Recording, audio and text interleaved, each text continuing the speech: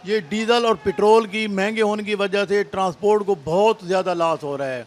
हमारे जहाँ 24-25 टाइम जाते थे, मियाँ वाली के वहाँ 17-18 टाइम चल रहे हैं और वो भी बनाम चल रहे हैं। ये नहीं कि ट्रांसपोर्टर कमा रहे हैं, बिल्कुल ट्रांसपोर्टर नहीं कमा रहे, क्योंकि महंगाई की वजह से सवारी बिल्कुल ख़त्म हो चुकी है।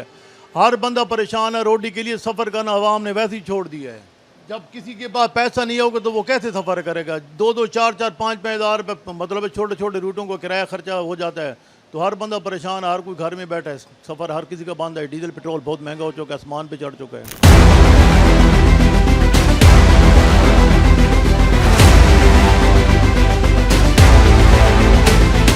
देखो जी की करिए जी, हुण गरीब बंदे की कर सकते, इन्ने तंगी है, बहुत तंगी है।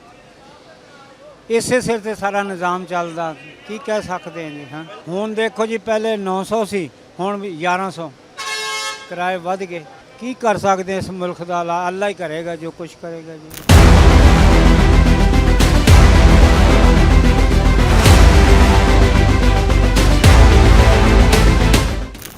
सवारी सर किराया नहीं दे रही, सवारी महंगाई हो गई है, महंगाई की खातिर सवारी किराया नहीं देती, अमले के साथ लड़ाइयाँ करती है।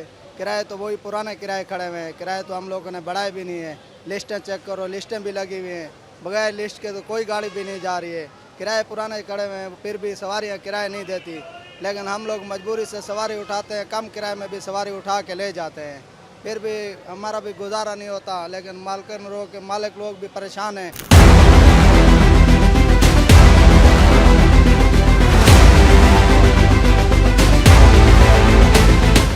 हुकूमत नूं थोड़ा रिलीफ देना चाहिए। गरीब आदमी है, इतना महंगा पेट्रोल आ, थोड़ा रिलीफ तो होना चाहिए। बहुत महंगा पेट्रोल, हर बंदा गरीब आ, बहुत मुश्किल आ। पहले तो अज तो साल पहले तो 700-800 900 होंदा सी, हुण 1100 रुपया उत्थे उस अड्डे का।